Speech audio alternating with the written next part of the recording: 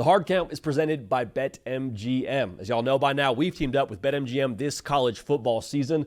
We'll be using their lines to make all our picks, and we'll have special offers for all of you each week. Now, when you join BetMGM, you get access to a variety of parlay selection features like same-game parlays, live betting options, and more. If you haven't signed up yet for BetMGM, use bonus code HARDCOUNT, and you'll get up to $1,500 first bet offer on your first wager with BetMGM. Here's how that works. 1, download the BetMGM app and sign up using bonus code HARDCOUNT. 2, deposit at least $10 and place your first wager on any game. Step 3, you'll receive up to $1,500 in bonus bets if your bet loses. Just make sure you use bonus code HARDCOUNT when you sign up. Let's make this college football season 1 for the books. Let's make it legendary. Let's get to the show. Welcome into the Hard Count, the show for college football fans that maybe haven't finished their Christmas shopping just yet, but they're close. They're so close. One gift card here, one gift card there. You're in business, baby. Glad to have you on part of this. It's Wednesday, December 17th, 2025. Last one on the face of the planet. Do you know where your future quarterback is? If you're watching the show right now and you have your eye on one of these guys that already announced they've intended to enter, we will peel back the curtain there and call our shot for a couple of those guys here in a matter of moments. But glad to have you all a part of this. The college football playoff is around the corner. We got games this week. Friday, we got Alabama, Oklahoma teeing it up and getting after. That'll be a lot of fun. We'll have reactions for you on this channel in real time, so make sure you're subscribed. But before we get to the transfer portal talk, let's start with what's being missed. As we have been known to do on this show on a Wednesday, what's being missed in a couple of these big-time college football playoff games, starting with the BetMGM game of the week. What's being missed in Oklahoma and Alabama? Going back to round 1 of this game, I think when you look at the final score and what Alabama didn't do offensively, there's a lot to take from it. The turnovers and Ty Simpson giving the ball away and all that, like the running numbers weren't actually that impressive in general.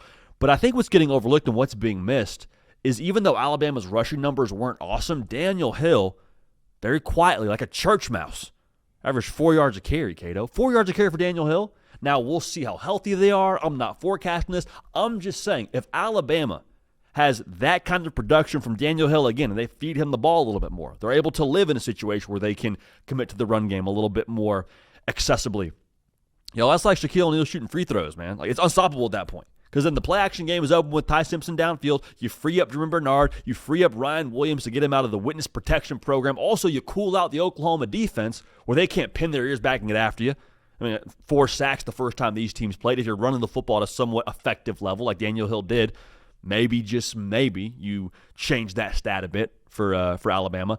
I think that's not being mentioned enough because to me it all comes down to the ability to maximize your best players on your team, which are very obviously here the pass catchers for Alabama, from Aladi Brooks to Isaiah Horton. I mentioned Bernard already, your quarterback Ty Simpson. You want those guys to have the largest say possible on this football game. The best way to do that, give the front 7 something to worry about, and don't allow them just to, again, pin their ears back and myrtleize Ty Simpson. So if they can run the football in a similar fashion the way they did the first time, not by the numbers, but by the rhythm of what Daniel Hill did, I think that needs to be looked at a little bit more closely. Because the reason why I think Alabama struggled on the football the first time around, never really got a chance to commit to it.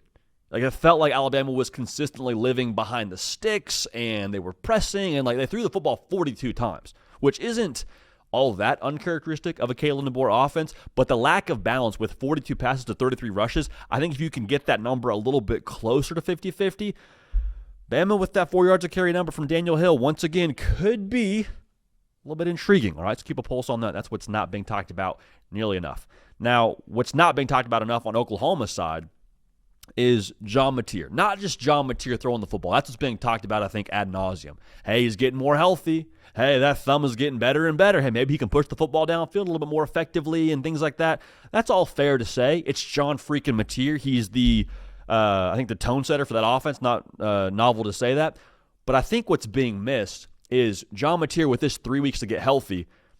It's not just the fact that the thumb maybe feels better. It's the fact that maybe he trusts it more and not even throwing the football downfield. I'm excited to see what John Mateer looks like running the football. Again, not from a health perspective, from a personality perspective. Because here's how I view John Mateer. John Mateer is a freaking bucking bronco running the football. Remember what he was in September against Michigan? He's running over dudes. Against Auburn, he's juking and jiving. Against Tennessee, quite frankly, too, we saw flashes of that with a little bit more juice from him in the run game.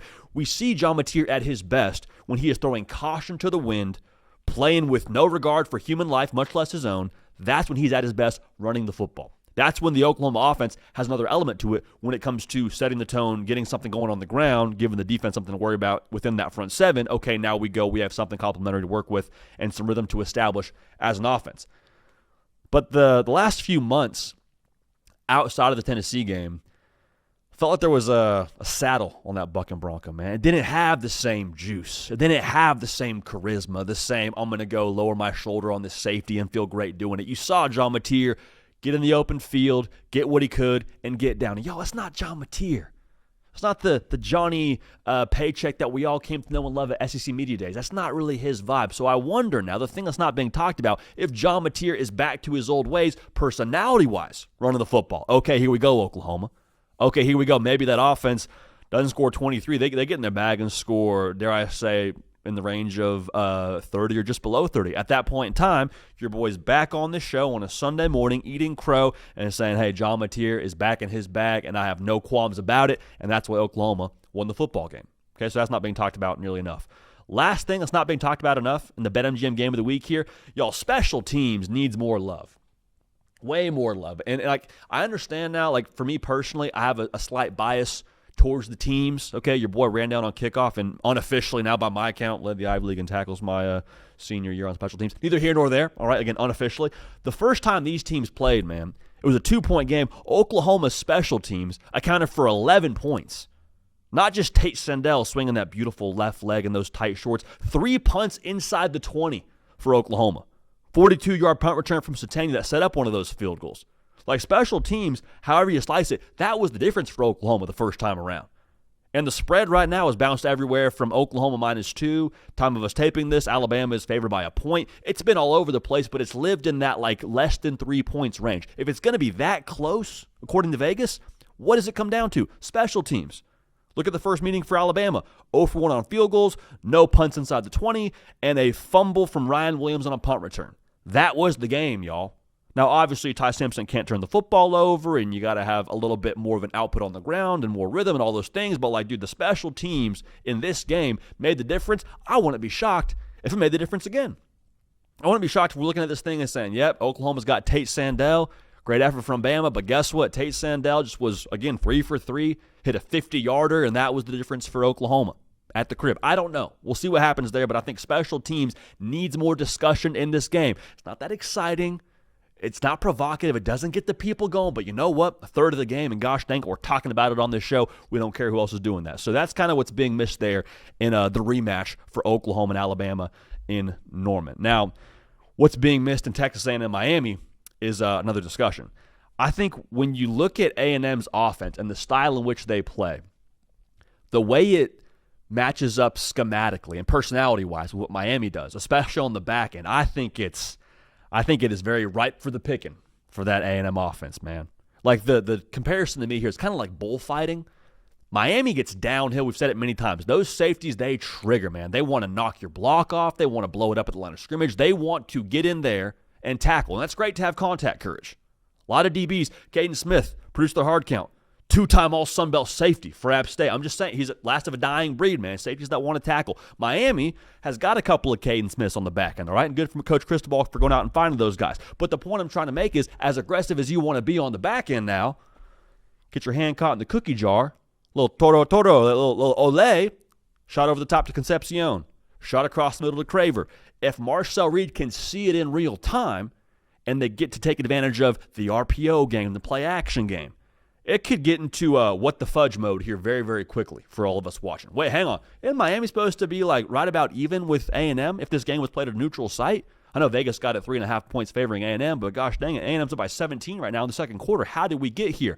Because the aggression of Miami, as much as that's an advantage, it could also be a disadvantage in this spot with how A&M likes to get busy on the back end, okay? Now, for Miami, we're all talking a lot about Carson Beck, and rightfully so. All right, I've said it many times. If bad Carson Beck shows up, if evil Carson Beck shows up in this spot, Miami's going to have a very tough day at the office. Same can be said for Texas A&M. But for Carson Beck in Miami, as important as he is, I think the path for them to win this football game is not a shootout. Like, if this game is played in the 30s, guess what? I like A&M, okay? Now, if you can stop A&M's offense, more power to you. But I think the path for Miami to win this game is for them to take this thing out to deep water. All right? Very, very quietly now, Miami is number 2 in all of college football in time of possession. Okay, again, I don't think you're stopping Marcel Reed. It's just my own 2 cents. If you do, great, different discussion. But if you can limit the amount of snaps Marcel Reed gets to take, you can take away some possessions from how often those receivers are on the field. Say, hey, Colin Klein, might as well get started on recruiting for Kansas State because you're not going to do a whole lot of play calling here. If you can do that now for Miami, okay. This thing, I think, starts to lean very heavily toward the Hurricanes. The lower scoring, the better I feel about Miami. Now, within that same vein, I mentioned Carson Beck and the importance of his play here.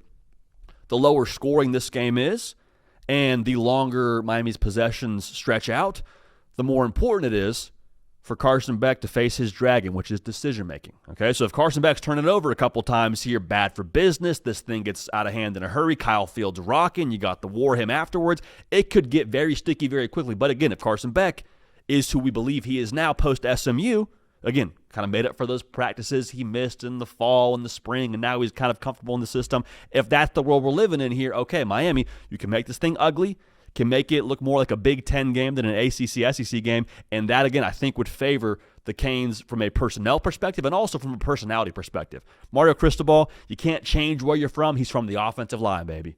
He wants big Francis Mawanoa, Cooper. He wants them to just dictate the tempo of this game, hold the ball. Marcel Reed, thank you so much for being here. You're going to have to watch a lot of this one, all right? So in that way, I think as important as the quarterbacks are, y'all skill players, I think, are probably the difference in this game.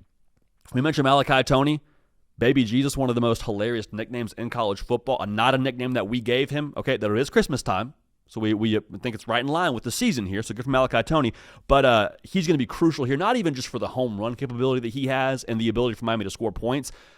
They get him the football every which way, especially on the screen game. If the screen game starts to crease for Miami, that's huge, not just because of the home run ability, but because of its ability to extend drives to the Hurricanes. Again, going back to what I just said, the longer they hold the football, the more it's going to favor the Canes, and the more this thing starts to tilt towards Cristobal and the boys on the road and kind of take Kyle Field out of it, and that whole dynamic is in play.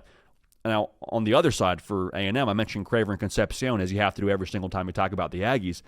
If they have the home run play working, if they have the explosives, if they have the, hey, not so fast, my friend, you reach, I teach, 60 yards, Concepcion to the house, 70-yard bomb to Craver or whoever it is, fill in the blank with whoever receiver you feel most comfortable with.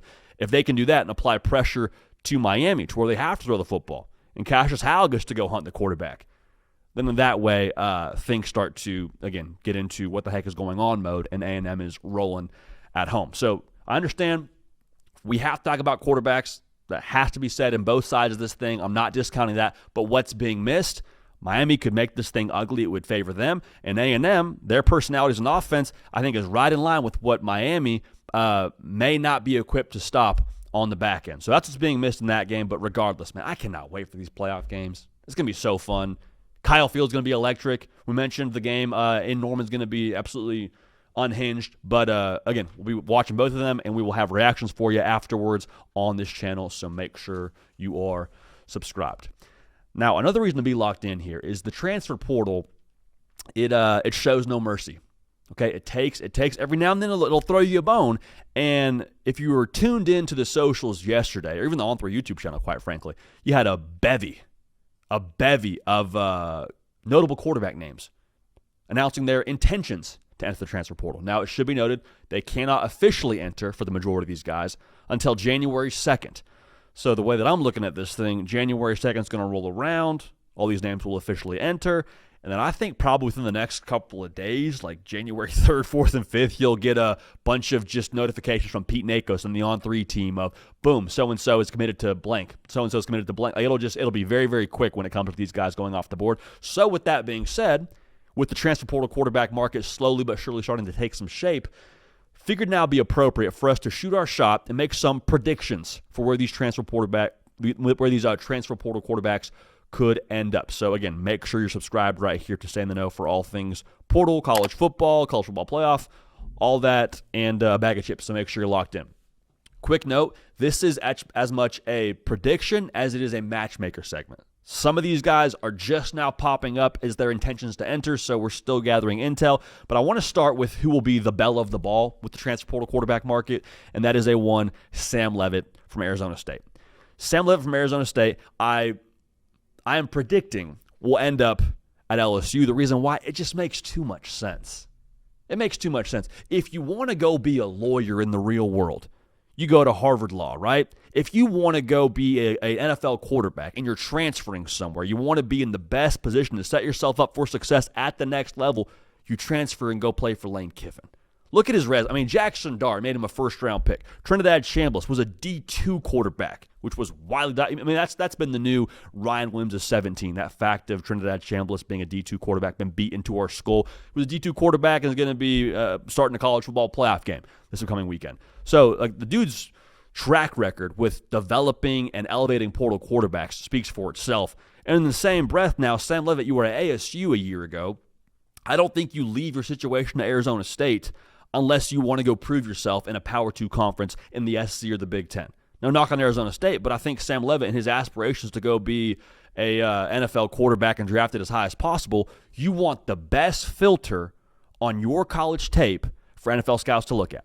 The best filter is playing against future NFL players in the SEC at LSU. So I think this is the most cut and dry of the predictions when it comes to Sam Leavitt. Now, does he end up there? What happens to Trinidad Chambliss? Does he end up jumping in the portal at some point in time and going to LSU? I don't know how that all works, but with the information we have right now, with Sam Leavitt announcing his intentions to enter LSU and joining Lane Kiffin, to me, just makes all the sense in the world. So at that point in time, you have Lane State University, you have Leavitt State University. The NIL possibilities there and branding possibilities are absolutely endless, and that's my prediction here for Sam Leavitt. I think he takes his talents to Baton Rouge and quarterbacks the Tigers next year.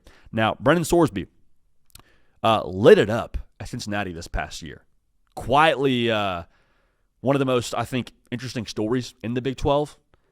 There are some people now in the world of college football that are Power 4 position coaches that believe Brennan Sorsby is going to be a top draft pick in the NFL next year. We'll see if that's the case.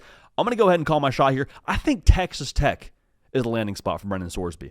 And to me, when I look at this marriage, everybody gets what they want. Everybody gets what they want. For Texas Tech, you want a dude who's a playmaker, a live arm to step in there, assuming now Will Hammond's still getting back from injury, take over where Baron Morton left off. And if you're Brennan Sorsby, you're taking over an offense that is the souped-up SUV of college football.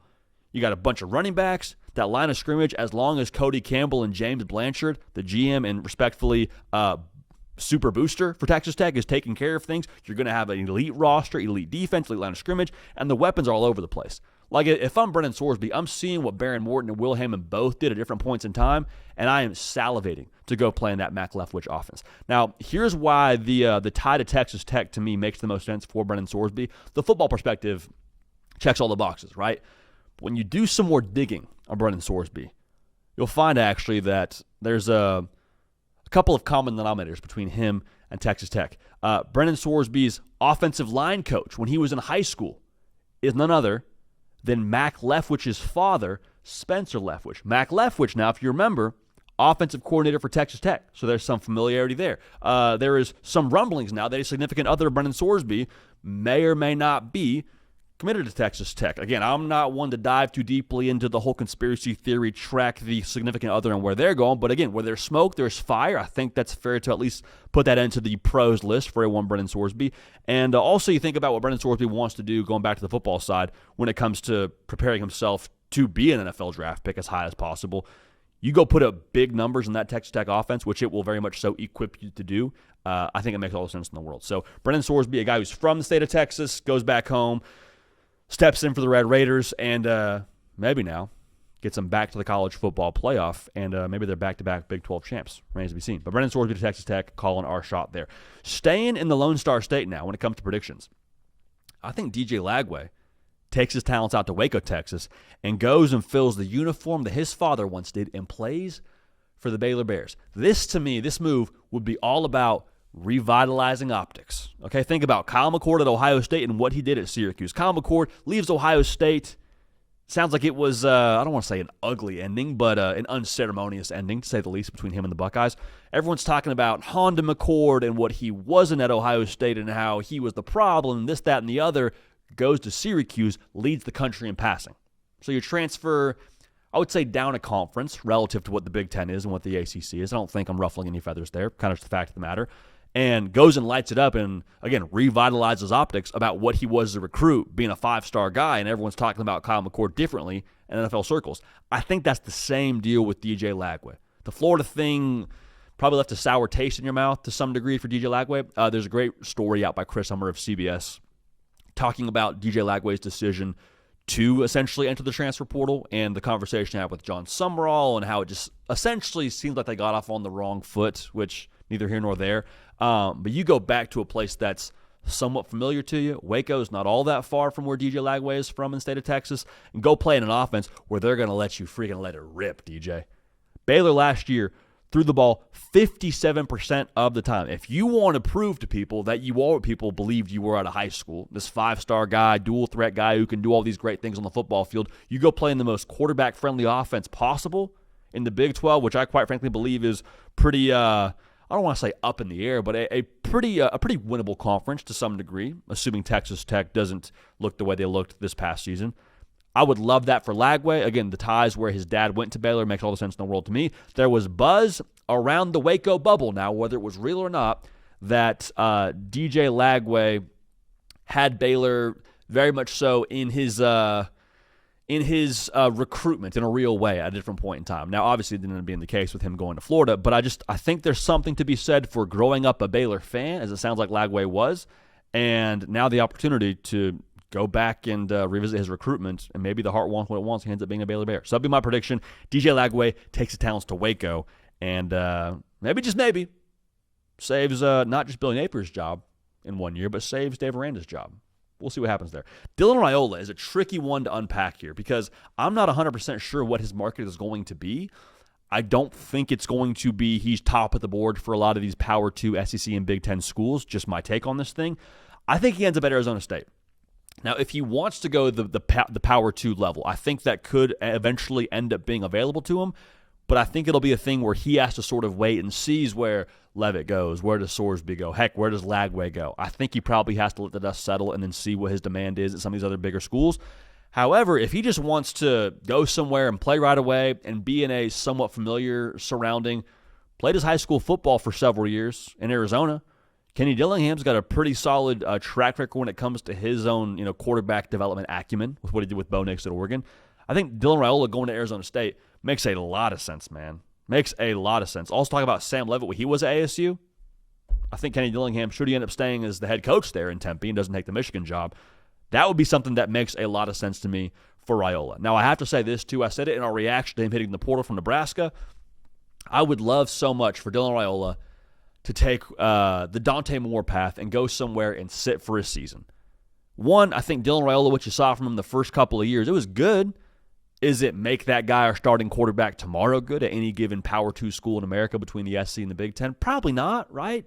Probably not too much to get overly excited about. Good stuff. Maybe you see the tools and you say, hey, that's our guy, cool, we'll roll with him. Maybe. But, man, I would love to see him with that broken fibula go somewhere, get healthy, get a full year watching a talented quarterback with an offensive head coach, and then when it's his time a year later, go ball out, knows what he's doing, comfortable in the system, trust his head coach and all those things, and maybe, just maybe, that is something that allows him to have better NFL prospects when that time comes. Now, I don't know his prospects right now. Just my own thoughts on this. I think Dylan Raiola could be well-serviced should he take a Dante Moore year and get right. Neither here nor there. Last prediction here, Aiden Childs from Michigan State. Well, Aiden Childs is a tricky one because, again, I don't know what his market is either with what he did at Michigan State. I like Aiden Childs to Nebraska, y'all.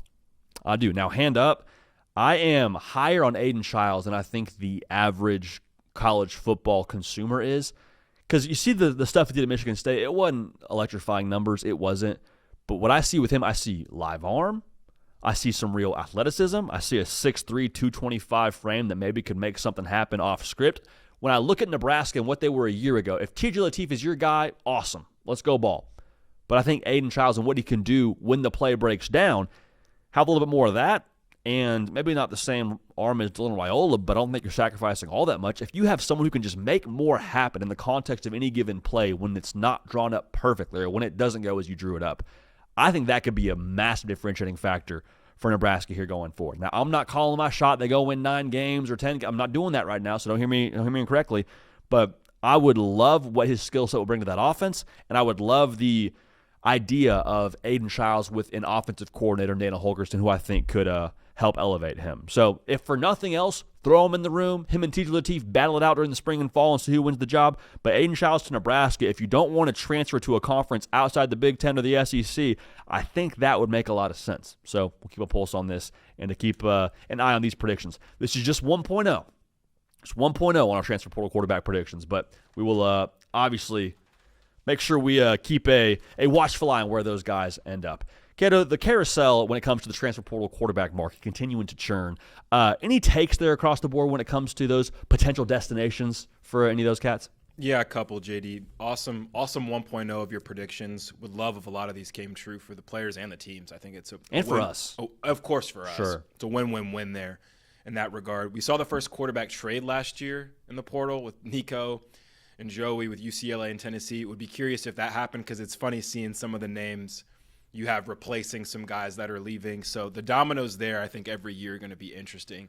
But if you're a quarterback and you want to get to the NFL, that's your goal, and maybe you don't care as much about the glamorous names and the NIL money and all that stuff, why would you not want to play for Will Stein in Kentucky? I knew you were going there. I love that. Dude. Now, Cutter Boley, all SEC freshman, Nick Roush for KSR wrote that Will Stein said he 100% wants Cutter Boley on the team next year for sure. But if you're any of these guys who has a year or two of playing experience under your belt, you don't think you can beat out a true sophomore and play in an offense that year after year after year has the best resume when it comes to putting guys in the NFL. Dante Moore, the first guy in a couple years to not go to New York as a Heisman contender. Yeah, what the heck? For the Oregon Ducks. So, I mean, that's one where, to me, I don't necessarily know a matchmaker situation with what quarterback I'd want there. We still have plenty of guys, I'm sure, that will say that they're going to enter the portal here soon. But for me, I'm watching who goes to Kentucky, who makes that decision, who wants to stay in the SEC, maybe show on the film maybe a little bit more than your record. Not saying Will Stein can't surprise some people year one, but when it comes to NFL acumen, and if your goal is to play in the league, whether you're a grad transfer or one more year of good film, something like that, that's the offense I'm going to personally. And people will have something to say about Joe Sloan and him coming over and what he was at LSU. And I'm like, I get last year was bad. I understand that. But it's hard to call an offense when your offensive line is absolute dog water. Like, I don't think you put a lot of last year on Joe Sloan as much as I personally put it on the personnel up front. Because the year before, man, Garrett Nussmeier was the second leading passer in the SEC, I believe. I mean, there's proof in the pudding there. Yeah, that was a tough one to evaluate all season because I think it was pretty clear early that Garrett Nussmeier wasn't healthy. So I think the offense was a little handicapped in that regard as far as especially the deep passing game and not being able to run the ball, I think was also a product of not really feeling threatened as a defense if you're on the back end with the deep passing stuff. So fresh start for him. We'll see how that goes. But, yeah, man, I'm keeping an eye on Kentucky, man, because I think as far as offensive play callers go, I can't name but so many better than Will Stein, you know what I mean? So we'll see. And quarterback development, like you said, Heisman Trophy finalist just coming out of his ears. I don't know. I'm with you, Cato. A team that may end up going to the transfer portal here, or we're assuming will go to the transfer portal here when it comes to their quarterback for 2026. You'd like to think Florida will try their hand. We'll see what names pop in there and who Florida goes after. But I think now would be a good time for all of us here. Just kind of take a quick check-in on the Sumrall era in Gainesville. Now, it's a tricky thing to navigate because he's getting ready for a college football playoff game against Ole Miss while at the same time trying to put his own team together and retain guys, and then Lagway's hitting the portal, and all these different things are happening. But Jon Sumrall, head coach of Tulane currently, going to be the head coach of Florida next year. Here's my thing, Cato, when it comes to the early discussion, early vibes out of Gainesville. It's hard to say you like losing DJ Lagway. I mean, I think a lot of Gator fans understand his skill set and his potential, and the way last year went was weird, and his injuries, whatever. I don't like losing DJ Lagway, but y'all, to be real, I like what it says about how Jon Sumrall is operating here in the very early stages of his time in Gainesville. What it says to me is, listen, we're not doing it the old way. We're challenging everything. We're challenging everyone. We are not going to assume anything that was in place a year ago is good enough. Again, going back to this article from Chris Hummer at CBS, kind of unpacking the story arc with DJ Lagway, announcing more or less his intentions to leave Florida and enter the transfer portal. DJ Lagway wasn't looking for a guarantee to be the starting quarterback, and Jon Sumrall clearly wasn't given it. But the way that story reads is Jon Sumrall essentially was like, hey, DJ, what are you about? Are you about being an absolute dog when it comes to competing and working? And it's not that DJ Lagway wasn't those things, but for whatever reason, didn't get off on the right foot. Maybe it rubbed DJ the wrong way. I don't know. I'm not here to speculate as to why DJ Lagway left Florida. But when you zoom out, it's very clear. Jon Sumrall is challenging every single part of what Florida was a year ago. And so while it kind of sucks to have Lagway transfer in some ways, and it sucks to see some of these guys announcing their intentions to enter the portal, and you're like, actually, that dude was pretty good. I wish that he would have stayed. I wish that we would have been able to keep a Lagway and so on and so forth. I think if players are transferring out with Sumrall's very early experience at Florida and very early conversations, the way he's doing things at Florida, I don't think they were probably guys you needed long-term anyway. Because for Florida, what they're going to be now is the culture is going to be rock solid. You can take that to the bank. You can say whatever you want about the roster here going forward, say whatever you want about the play calling and all these other things. The culture, though, you will not ever second guess. Now you say, JD, we didn't second guess Billy Napier's culture. Those guys played hard for him every single game, whether we were going to make a bowl game or not, or whether the season was what we thought it would be, or true freshman or not at quarterback. Didn't matter. They're going to play hard for Billy. I hear that. I understand that. There's a difference between having a culture of stamina and a culture of hunting. I think Jon Sumrall's Florida Gators are going to hunt, dude. I think they'll be the aggressors, the enforcers. It'll be a culture of no fear. And so with that being the case here going forward, I just get excited about what they're going to be here when it comes to their identity. Because that's the other thing that I think you can pinpoint in the first 15 minutes of Jon Sumrall and the staff he's putting together out there at Florida. You look at his hires from Buster Faulkner, the OC, coming over from Georgia Tech, from Brad White, the DC, coming over from Kentucky. It is very obvious Florida is going to be a team that headbutts you in the freaking chest and does it in creative ways. Like, go watch Buster Faulkner cut-ups of what he was calling for Haynes King at Georgia Tech. It's quarterback design run. It's play action. It's creativity, but it's also physicality. It's we are more tough than you. We're going to win first and second down, do whatever we want on third down, but I promise you one thing, you're going to feel us. On Sunday morning, whether you lost or whether you beat us, you're going to make sure you felt having to play our offense. And that's the thing that I think was missing from Florida a year ago. Like, we weren't ever questioning the talent, and this is something Florida fans are just probably, throwing up hearing me say this right now to you via podcast or YouTube, however you're consuming this. So thank you for that. Subscribe. But you never really questioned the talent at Florida. You questioned, hey, what the heck are we doing on offense? Hey, I like that we have good players, but for whatever reason, the play calling, the aesthetics of this, I don't know what I'm looking at. Jon Sumrall, I promise, you will know what you're looking at. It will be what I just said. Physicality, creativity, a commitment to running the football, and on defense, man, to Brad White, we'll see what they are over the course of this first season in Gainesville. But the thing that I like with Brad White, having hired him from Kentucky, is a track record in the SEC. Same with Buster Faulkner with his history at Georgia for a brief period of time. Both these dudes know what they're getting into. So say whatever you want about Jon Sumrall and his track record at the G5 level, when you just hired a G5 guy and fired a G5 guy, it is what it is. But you hired two coordinators that know what it is in this conference to have success. And Brad White's top 20 defense at Kentucky when he was there, and the success they had should be mentioned. So now I think the question you have if you're a Florida fan is, well, what does our roster look like, JD? I'm here for the culture. I'm here for having it be a my way or the highway kind of op, and the coordinator hires are great, but like, are we going to just hemorrhage dudes here when it comes to this portal cycle? My gut is I don't think so. I don't think so because I think for Jon Sumrall, he is going to, I have to believe, be pretty active in keeping the guys that he wants to keep. There's a story out on on3.com right now on the latest with Jaden Baugh, not to give away the whole article, but things are trending in a good direction as of right now for the Florida Gators. We'll keep a pulse on that.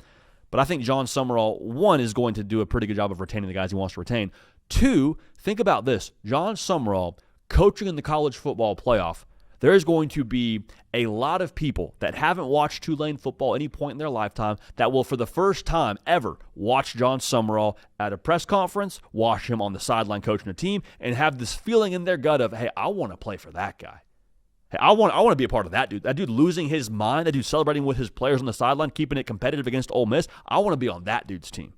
And so I just tell you this right now, that energy he creates for Florida, I think their roster is going to be here in a good position no matter who they lose and who they retain. But I think the energy and the buy-in he creates, I'll be surprised if they don't have a roster that's ready to go win right now in the SEC. So who's playing quarterback? I don't know. Not DJ Lagway, but again, if they're jumping ship right now, I'm not saying anything of Lagway, but I think they're going to be okay here moving forward in Gainesville. Kato, you're a guy who's familiar with Sumrall from your days in the Fun Belt and what he was doing out there at Troy. Thoughts on Sumrall and the early vibes right now at Gainesville? So much. How much time do we have? I'm warning you all year and the hard count people and listeners, man. This is the Jon Sumrall Florida stuff is I'm going to be eating it up all off season. Let's go. Just looked at the schedule for next year. Looks a little interesting. We'll get into that another day. But JD, this whole situation reminds me very much of when Jon Sumrall was at the podium at the Florida press conference and he got asked about hiring his friends. And he very quickly nipped it in the bud and said, I don't hire my friends. I don't hire my buddies. Like I've actually lost friendships because I haven't brought people to the next destination I'm going to. And with this DJ Lagway situation, I don't know much about DJ personally. I know that he was obviously a highly touted, big-time recruit, did a lot to bring other players to Florida, other recruits with him to Florida. It was clearly about the Florida program. He popped late in the season as a freshman. This offseason, he has injuries. He's not playing as much. I was very worried about that. The worries came true this year when he regressed. I also called them beating Texas, so for what it's worth, I've had a decent pulse on what's going on in Gainesville, man. And to me, this just kind of fits in that where it's like, hey, man, if you just look at Lagway's body of work, that alone, I think, at this point in time, when we do our video about him hitting the transfer portal, I didn't see a ton of Florida fans like really upset that he was leaving. They thanked him for being good in the community, doing his best on the field, but I don't think there was a ton of crying over spilled milk about that. And I think Jon Sumrall, from what I know about Jon Sumrall and how he's built his programs on the player-led culture and how strong that is, if him and DJ Lagway weren't seeing eye to eye on that, I'm rolling with Sumrall as far as that being the right decision. And we talked about it before, man. His coaching style, especially early on in his tenures at some of these places, aren't necessarily dedicated on quarterback play. Darian Mensah hit the portal, one of the highest paid players out of the portal last year. He wasn't tripping. He went back to the conference championship, won that thing, and now he's in the playoff. Yeah. Gets Jake Retzlaff to join his team, maybe even like well after spring practice. Like Jake Retzlaff got to Tulane after Joey Aguilar got to Tennessee. Yeah. And here we are. And I think a lot of that has to do with the culture he has in his team, the winning culture he builds within his programs, man. I think he's going to get as many like-minded individuals, players and staff on this team as possible, and they're going to try to hit the ground running. So to me, if DJ Lagway is not a part of those plans, I don't think his track record this season was enough for Jon Sumrall to put his culture in a potential bind to where it's like, if you feel like the job's handed to you, maybe you don't want to compete as hard, maybe we're questioning what you're about. He's gonna find he's not gonna find another 5-star as talented as DJ Lagway. There's not a lot of many guys out there from a pure talent standpoint that are just on the move this offseason or any offseason. Most teams want to hold on to that guy, obviously. You're talking about the Bryce Underwoods of the world. Like, those guys aren't just going to be floating around the portal, you just pick them up. But he's going to get someone in there that's going to be very like-minded as him. I have no doubt that the quarterback that's playing for the Gators next year, I don't know if they're going to stuff the box score. I don't know if they're going to do a bunch of amazing stats, but they're going to be tough, and they're going to be about their business, just like Jon Sumrall. I'm sure of it. So I'm excited to see how he continues to build this roster. And I think there's a universe where we've talked all year about how talented this Florida team was on paper and how hard they played for Billy Napier. If he can keep some of those guys and bring in some other guys to double down on that, and maybe some guys who aren't aligned culturally with what Florida's about now are out of there, this could be all of a sudden a team that gets a lot better real fast. So I'm excited about just the Jon Sumrall future. I'm curious to see where DJ Lagway goes, and I'm curious to see who he has under center this year, because I think it might not be the sexiest guy out the portal or whatever it may be, but I think he's gonna make sure it's someone who's on the same page as him as far as winning is the most important thing here. That's what we're here to do. And I think that's the interesting part about the Lagway situation is I didn't read the story as Lagway is, expecting to be handed the job or anything like that. I don't think anybody here is like taking shots at Lagway from a character perspective. The article also talks about Lagway as being a guy who is, first in, he's always working, he's all these things, like the consummate teammate, but Sumrall shows up operating at like this temperature. Yeah. Lagway shows up maybe not at that same level and is like a little bit of taken back at, being challenged from a work ethic, competitive standpoint. Not that he's like, hey, you don't work hard, you're not competitive enough, but like even those things being broached to him, just not sitting well. So it's tough. It sounds like DJ Lagway wanted to stay at Florida, but what we've been talking about is, hey, if you're not on Jon Sumrall's time, if you're not at this level that we need you to be at here and bought into that and all the way about being challenged, then like maybe things got to break a different direction. But yeah, it'll be fun. There's a lot of speculation that can happen. And I think even it's worth even mentioning his offensive coordinator hire. Like that's not what they were running at Georgia Tech. I don't know if that necessarily even like meshes with DJ Lagway's skill set. He's mobile. He can make some things happen with his legs. There was a span of the season where they were spamming quarterback draw with Lagway and it was working like a dream. Against Georgia, yeah. Yeah, awesome. But I don't think you're expecting DJ Lagway to put on a Haynes King performance where you're carrying the ball 15, 20 times potentially in a game to win it. I think he knows it's his first year. Brings in a guy who has an offense that's very good at moving the chains, controlling the clock, keeping your defense off the field. Like, I think there's even some schematic stuff where maybe Lagway wasn't aligned. So we're definitely not taking shots at Lagway or anything like that. Sure. I just think, like, I know the temp, like you mentioned, that Jon Sumrall is coming at. He's a guy that the first time I talked to him before Troy played in a conference title game, I wanted to run through a brick wall. I was like, oh, I get it. Like, this is a guy you want to play for.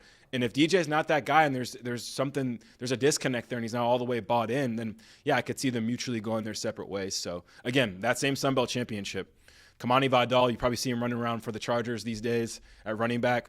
Best player on that offense by far, handed them the ball a bunch. The quarterback, decent player. Next year they go, though, quarterback's the conference MVP of that championship game and evolved and grew his game. So the quarterback position for Sumrall, like I've said, if it's great, cool. Like it's just an add-on, but he's gonna find ways to win because that's how he rocks. So I'm excited about what's going on in the Swamp right now. It's gonna be a fun year in the SEC with all the shakeups we got from Golding now at Ole Miss, Kiffin at LSU, Sumrall at Florida, Golish at Auburn. Like it's gonna be awesome, man. It's gonna be a lot of fun. You know what's gonna be fun here, Cato? Talk to me. College football playoff is gonna be electrifying, and it's one of those weeks now. We're leading into the game week.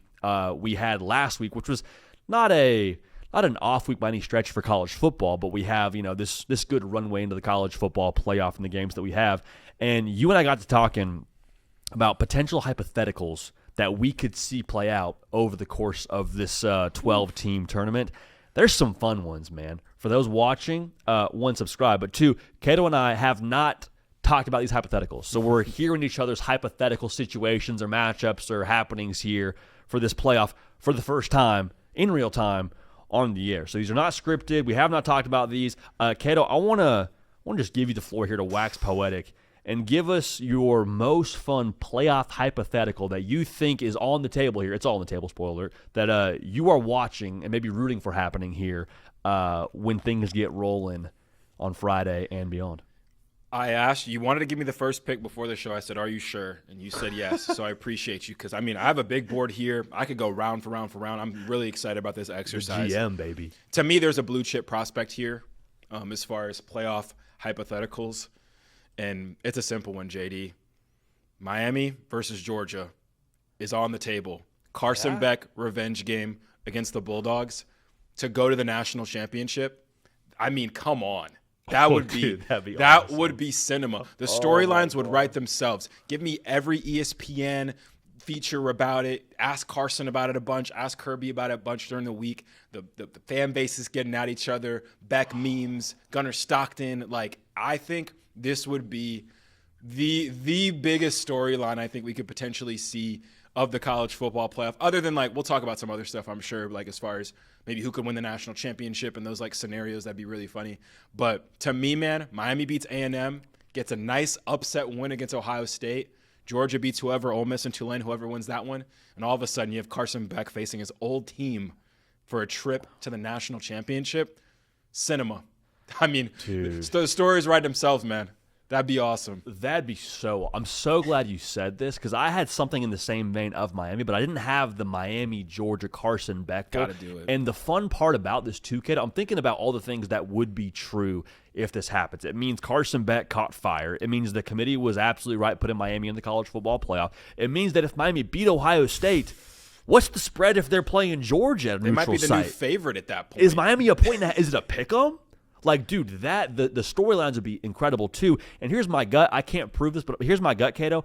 I think if you had that game with some runway to it, somebody's going to say something about Beck in Georgia, right? Some whether stuff it's is going to come out. Georgia, whether Beck says something about his time at Georgia, how it wasn't the right vibe. Like, there would be some sort of storyline, headline, soundbite that came out where you're like, oh, that's interesting. Yeah. Oh, why didn't Georgia support Beck? Oh, Georgia wasn't going to support Beck and do X. The job wasn't going to be Beck's next year. Oh, I don't know what it is. I'm putting words in somebody's mouth here, but there would be some soundbite that would juice that game up even a little bit more. And two, Cato, Carson Beck played against that defense every day for how many years?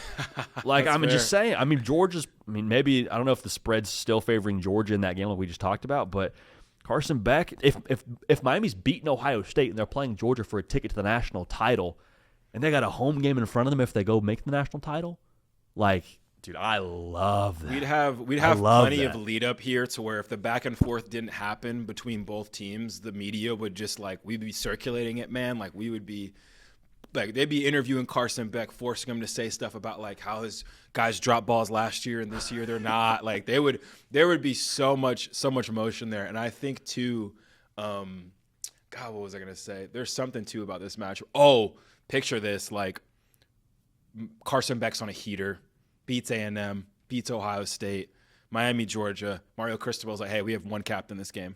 We're sending Carson Beck out there to the 50-yard line. Carson Beck meeting on the 50-yard line in Arizona. Georgia receivers, other captains. It would be in Arizona. That'd be sick. It'd be crazy. The only thing crazier than this is if they were on opposite sides of the bracket and Miami was at home for the national championship against Georgia, or if it was on the other side of the bracket, just like this whole side flipped. This would be in Atlanta, and that would be crazy too. Gosh. So we might have missed the mark there. I love you, Arizona, great state, loved my time there. But if this game was in Atlanta or Miami, like it potentially could have been with the playoff sites. Dude, cinema. He walks out to the coin toss, new tattoo on that sleeve.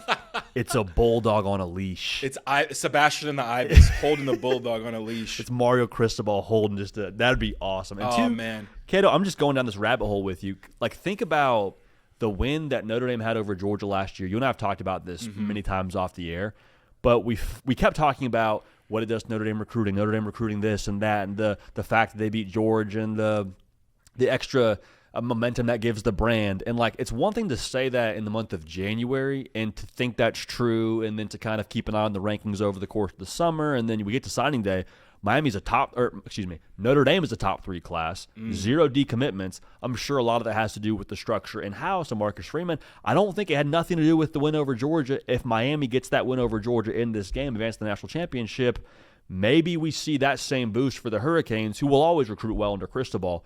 But to have that in your back pocket, going into a home in Georgia or Alabama or anywhere in Florida where Georgia's trying to go get one of those guys to leave the state and come to Athens, that would be scary hours. The recruiting implications of this one, the whole path. You beat A&M, the defending Ohio State champs, and Georgia. You can recruit anywhere in the country after that. Anywhere. There's no part of the country you can't recruit. Walk in the living room. Oh yeah, like those logos you're used to seeing in the Natty, hoisting it up, SEC teams, yeah, we took care of that. Like that, to me, that's the biggest. They have the highest potential to me to really make some noise for the future, especially if Miami goes on a roll there. Man, but if this matchup happens, man, Twitter would be electric, message boards electric. Yeah, man, this one would be awesome. Storylines would. Holly Rowe interviewing Carson Beck throughout the week, man. Like Kirby Smart getting in the weeds. It'd fire me up. Can you imagine AI? Ooh, what AI would be doing? Another thing. Be going crazy. What did Kirby Smart say again about players who transferred? Oh, we want them. We want to schedule them. Won't schedule them. Well, guess what, Kirby? Guess what, Kirby? The scheduling gods looked fondly upon you. You said you wanted players who leave. You want to get them on the schedule. We got you. Let's get a Miami, Georgia game here in the playoff. to go to the That'd be natty. so fun. As you try to get your third natty. Oh, man. That was number one for me easily. I love that. That one got me the most excited for a game that isn't like that. scheduled to happen officially in a while. I was like just getting so excited thinking about I'm like, who's gonna wear what uniform? This will be cool. Gosh, I just turned Kirby into Ed O there with that impression, but I would love everything about that. Maybe his voice gets a little deeper there when they're playing Miami. That's know. a great one, Cato. Gosh, how do I follow that? I'll go warned with you. I'm going to do my best, dude. Holy smokes. So, in another universe where A&M beats Miami, one of the most fun hypotheticals, I think, in this tournament is the possibility of A&M catching fire. And let's say they beat Miami, they're feeling good about themselves, momentum starts to hit in Aggie Lane, you go on the road, you beat Ohio State. If you beat Ohio State, can you beat Georgia? You beat Georgia, assuming they come out of that side of the bracket. A&M playing for a national championship, the ripple effect and what that means happened. Like, how incredible is the A&M Ohio State game? I don't think A&M's blowing the doors off Ohio State if they beat them. If A&M is playing Georgia and they beat Georgia, again, I don't think they're just taking belt to behind against Kirby Smart. So, like, the level of games we would get from Miami through Ohio State through Georgia and the way that the A&M offense would have to be operating at that point in time, like, I'm just thinking purely from what my eyeballs would enjoy seeing. Marcel Reed in the flow state. I mean, it's like good jazz. I'm not really a jazz guy, but I've seen La La Land, and I know Ryan Gosling's a big jazz head in that movie, and the way he describes jazz, I think it would be exactly the equivalent in a college football perspective of what we'd see from the A&M offense. Everyone's firing all cylinders. You hope and pray maybe Le'Veon Moss is back on the field for A&M, and then also the story arc of what it would mean for where we are in college football. I mean, Cato, how often has A&M been like just a laughing stock or the butt of every other joke in terms of underachieving in college football? We'd be in the upside down. A&M playing for a national title. They already recruit really well. They're the top two brand in the sport at that point in time, given like the context of this tournament. I think that would just send Mike Elko and that program to the freaking moon, dude. A&M playing for a national title to me is one of the most fun hypotheticals that could potentially happen here with what could be going on in this 12-team tournament. Yeah, JD, they're great call there. I have a list of teams that's like if they make it to the natty, if they win the natty tier of this on my big board. I actually have an interesting like Texas A&M play. We can like parlay our pick here maybe. Ooh. But as far as just watching football, if you could pick any team to go on a heater and run through this tournament, you could argue the most aesthetically pleasing watch would be A&M. They have the most mobile quarterback. They have awesome weapons out wide. The defense, good pass rush. Sometimes not, though, and you get a shootout all of a sudden like we saw against Notre Dame, which I still think is like the game of the year. Like, I rewatched Notre Dame A&M again. Oh, my God. It had everything. You're a sicko. Great I love game. you so much. Great You're a game. sicko. You gotta do your homework, I love man. that. But no, like that would be huge for A&M. And I think the big picture stakes for college football, too, as more and more people get introduced to this sport through this playoff. You talk about everyone's worried about the NIL portal, coaching changes. Yeah. Sport has a lot to fix off the field. We all agree, though, that the tradition is huge. And if we could put A&M's tradition on the front lines, has the word cult been used around the fan base? Sometimes, yes. Have I used it a couple times? Maybe. But it's what's great about college football, their tradition there, that 12th man. And I can't wait for the world to see the 12th man this Friday already, first of all, or Saturday when that game kicks off. But if the whole world got to see that fan base and what they're really about, I think that'd be awesome. Here's one I have written down, JD, and I'll cross it off since you already mentioned A&M. It's another matchup pick. What if A&M met Texas Tech in the championship game? Yes. All of a sudden, we have an interstate game, awesome stakes. I've always thought in my head, as soon as NIL started, if you're a coach, go to Texas, dude. Any school in Texas. There's donors out there, the backyard you have, the resources. Go to Texas. I think not only would that be a huge game, obviously, for the state of Texas, I think it's a big game for the Longhorns. Because all of a sudden, if you're a booster, if you've got money for the Texas Longhorns, if you wear that burnt orange proudly, all of a sudden you see Texas Tech, this new kid on the block, and your rival playing in the national championship. You talk about care factor. All of a sudden, it's like, whoa, timeout. Texas donors are like, whoa, this is the national championship? We have an in-state national championship, and we're not a part of it? I think that activates them as well. All of a sudden, we maybe have a three-headed rivalry, an arms race, if you will, in the state of Texas. That's one I have written down, too. Is my third one down was an A&M Texas natty. So I'll add that to you. That'll be maybe a cherry on top of yours.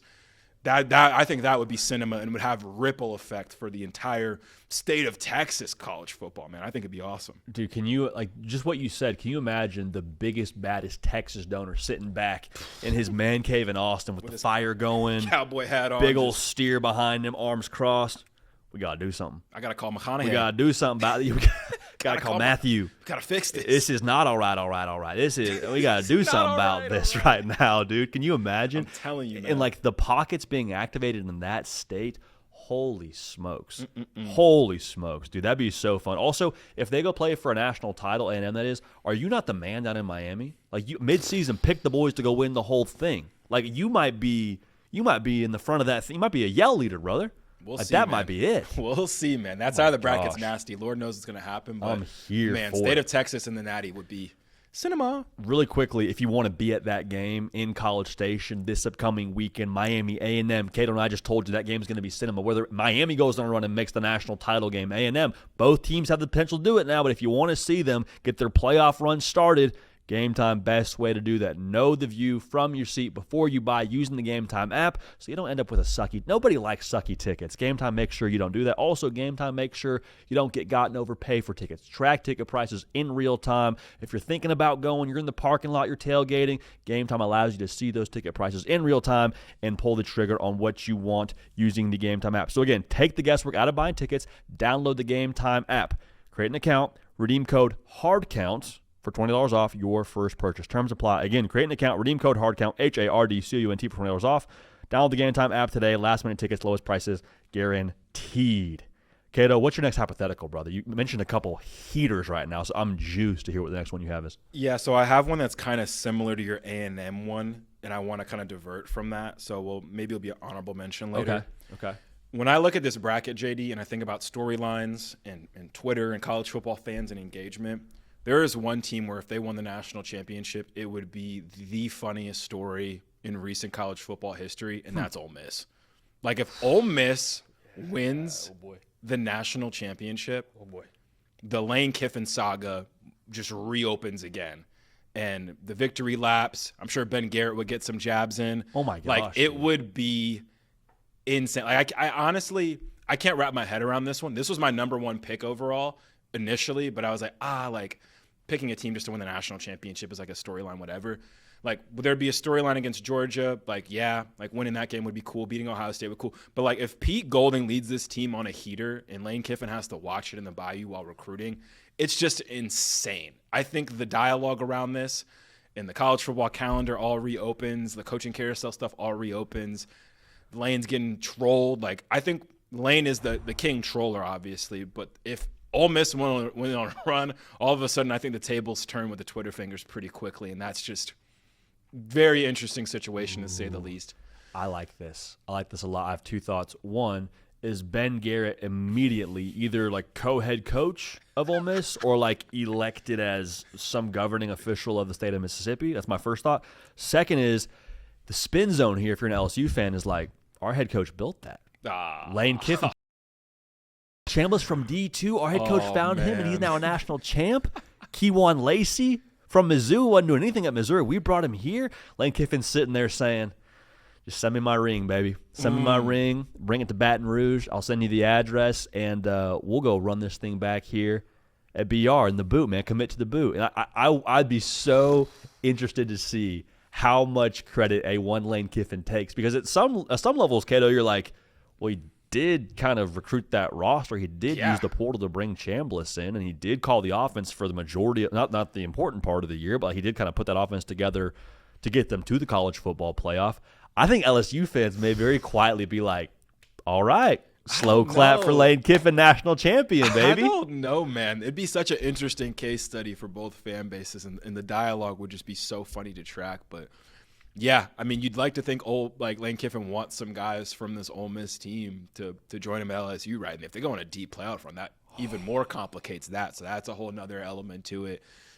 Like I said, the Twitter back and forth's classic. We look at Pete Golding a little different all of a sudden. We're like, hold on, like, coach a little playoff run here. Like, is Ole Miss going to keep this going? Because that's the thing. Like, we know why Lane left. We don't have to like overanalyze it and reopen that. But like, all of a sudden now, like maybe Lane like laid the foundation so well that this is not too hard of a foundation to build a house on and keep pushing it at Ole Miss, and all of a sudden they're regularly in the mix. I think you feel a lot more confident about that in Oxford if you beat Georgia, and then you're playing Ohio State, and the next thing you know, you're in the Natty. Like, dude. Oh, a uniform I'd love in the Natty too. By the way, I mean, Ole Miss is we get we get that powder blue in Miami. It's wraps. Yeah, stop wraps. It'd be so crazy too if those guys go in a national championship, and then it's like, well, who's going to leave Ole Miss now? Like, you just won a national title. Like, I know there's the AT&T commercials of Trinidad Chambliss joking about hitting the portal, and it's like, I don't know, dude. You just won a national title, and you got the head coach who you won 4 games with already here. Title game MVP. Do you really want to leave Trinidad? Yeah, like Winnidad, are we sure? Like, I don't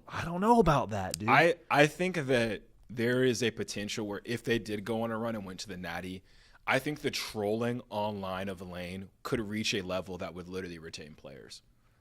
Like they would, like, because the trolling of him or trolling by him? Of him. Like, I think, like, because we see, like, there's, like, when someone leaves a place, whether it's a Brian Kelly, a Lane Kiffin, like, all of a sudden now, like, the tone kind of changes a little bit. And we've talked about a galvanized Ole Miss team. It'd be really cool if they could rally around their coach leaving and go on a run. I think the hotter they get round after round after round, the kids get more and more confidence, and they'd be more and more troll happy, I think, as far as, like, yeah, you want to be a part of this. Like, I don't think Ole Miss is – I wouldn't put it past a fan, a player, I wouldn't put it past anyone after Lane's track record of trolling to get trolled back every single time Ole Miss would win a game on their way and rub it in a little bit if they did make a playoff run and made it to the national championship game. I think it'd be cinema, and I think it'd be just college football, just blessing as far as storylines and things to talk about.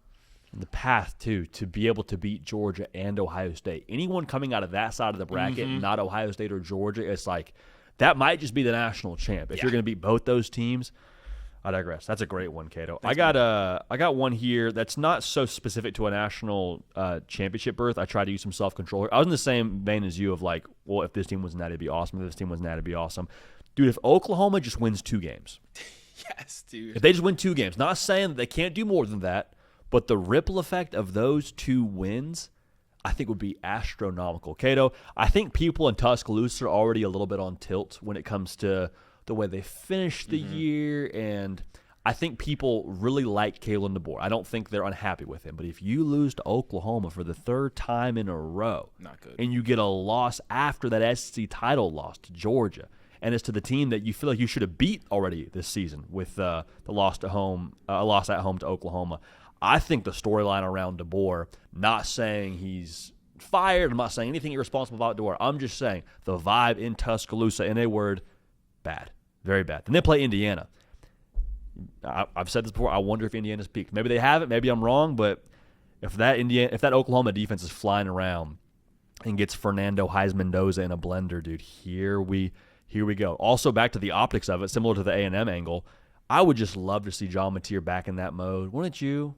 Like when he's spinning it, I think he's one of the most fun players to watch when it comes to what your eyeballs appreciate seeing on the TV screen. So him being back in that bag, Brent Venables putting all the doubters to rest with winning 2 playoff games, Oklahoma winning 2 games, the ripple effect and just what Oklahoma could be capable of if they beat the number 1 team in America.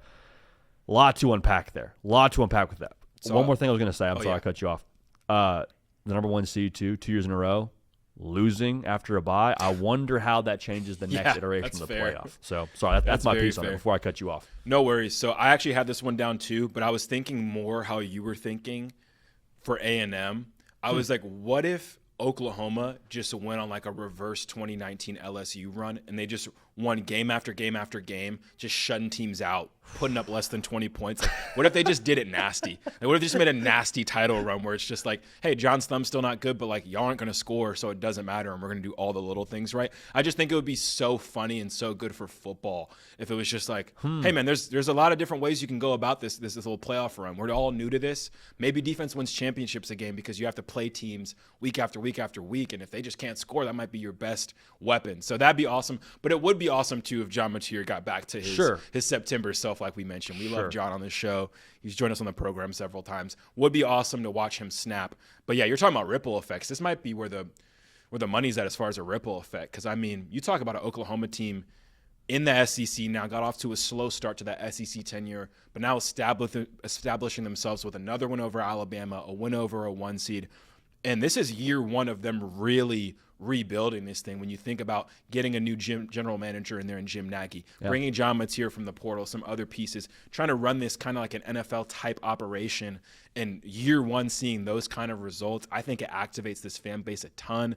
I think it would activate the donors even more. I think that like seeing Oklahoma be good at college football at that level would be hype. And this is a program, too, that was known under the Lincoln Riley regime for the complete opposite of how they'd be going about it now. Brennaville's kind of maybe that's a great maybe that's the nickname. I like that. Brent Venables, if he's just like, yeah, I'm going to call the defense now, it pays off like that. Very similar to the Lincoln Riley, hey, this is my offense. We're going to put up a ton of points. Except for this time we're winning playoff games. We're not getting blown out in the first round. All of a sudden – we're making it to those bigger stages and being more successful. I think the whole Oklahoma story here, even for a John Mateer, man, you talk about a guy coming in with a ton of expectations as compared to a Baker Mayfield, goes out there and looks like it early in the season, gets hurt, Chipotle, Dr. Shitten, like all this stuff. And then like next thing you know, he's winning playoff game after playoff game. I think for an individual person too, it would be an awesome just story arc throughout the whole year, really. The John Mateer 30 for 30, if this team, God forbid, wins a couple playoff games, I think it's nuts.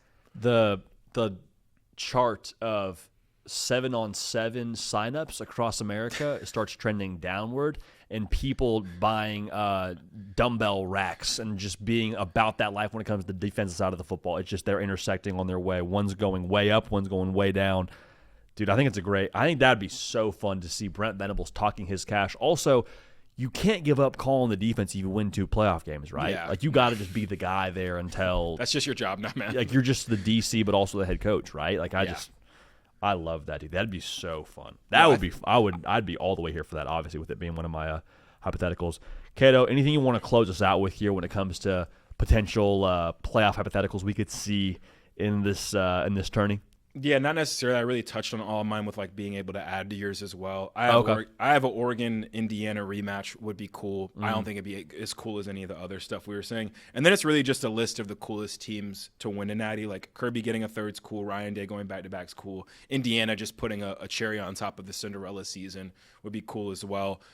I want Oregon to make a run just to see what heat they have on the uniform department. Not necessarily a storyline, but you'd like to think we've heard about how much Phil Knight cares for Oregon, wants to see them be a national championship winning team and is willing to invest in that. You could only imagine if they are making a historic run through the 12-team playoff, they're first. They'd want to make a statement as far as the uniforms go too, right? So I would expect some just fire flames for Oregon throughout a whole title run. But, yeah, we hit all mine other than that, man. I'm excited for maybe some of these to come true at this point. They're just the Oscars. They're just all gold. All gold unis in the play. I mean, holy smokes, dude. One thing I was going to say, if we get, like, Texas Tech in the natty, dare I say win the natty, when NIL started, there were a lot of people that were of the opinion at a certain point in time, a team will buy a national title level roster. That's fair. And we will understand what a national title costs when it comes to NIL. And I don't know if Texas Tech is exactly that definition, but I do think it's not just your roster. You got to have the right head coach and the right GM, which Texas Tech has knocked out of the park. But if we wanted to distill it down to just having the right players and Texas Tech doing it this year, if they go win the national title, we get a lot closer to zeroing in on what that number is when it comes to putting a roster together. But, Kid, this was fun, man. Oh, yeah. It was a lot of fun. I loved all of you. That just got me fired up for this thing to get rolling. Yeah, and you talked about it with the Oklahoma thing, and it's the last thing I'll say. I love it. Every sport is a copycat league to a certain extent, like football, offenses in the NFL, highest level, basketball, Pacers, full court press, use the depth of their bench. We're seeing that in the NBA more now. Whether it's the defense, like potentially leading Oklahoma to a championship, whether it's Texas Tech and their investment in their roster paying off, similar to how it did with Ohio State. You could even argue for the 12-team era, Ohio State maybe set that standard. I think regardless, though, I think whoever reaches success in this tournament, it would be interesting to see how that is just echoed and mimicked throughout college football. If it's a Texas Tech who spent just as much as Ohio State spent last year on the roster, all of a sudden people know, okay, that's what it costs to win a national championship. Or if it's a certain side of the ball, if it's a transfer quarterback. I think we have 8 transfer quarterbacks in the playoff. That's crazy. Like Oklahoma transfer, Indiana transfer, Oregon transfer, Tulane transfer, Ole Miss transfer, Ohio State transfer, Miami transfer. Like you're rattling this off. You're that's on it, I have the bracket. I have the You're bracket right here. I have the bracket right here. But no, I think just the trends now that the playoff is so new. I think we always, whether it's debating about the playoff and who should be in and out, we forget how young this playoff is. So it's going to be very curious to see what works in these early stages and what programs try to replicate it, who gets inspired by this, whether it is a Texas watching 2 teams in the state play on the playoff. There's going to be teams watching that from the outside in that were close that are going to look for what these teams did that they didn't. I think it's just going to be fascinating to watch as the playoff expands more, as the access change with auto bids and different stuff. We're in the time, man. We're in the age of the playoff that we're going to look back at very fondly, I think, as these early stages. It's going to be fun to watch. Like you said, so many things changing about this playoff. We are in the gathering data, about to get the blueprint here, I think, for years to come when we decide on the next iteration of this. But, Cato, great stuff, man. That was a lot of fun. That was a lot of great hypotheticals, great takes in between different segments on the show, and obviously making the whole show go with the production side. We appreciate y'all making this show go as well, man. Again, make sure you are subscribed. The boys now may be hitting the road in the not-too-distant future. If you want to be as dialed in as possible, 1, make sure you're subscribed. 2, follow on the socials, Instagram, Twitter, @JudyPicKell, to stay up to the minute with all of the intel going on this side of things. Appreciate y'all. Love y'all. We're going to keep this party rolling, and we will see y'all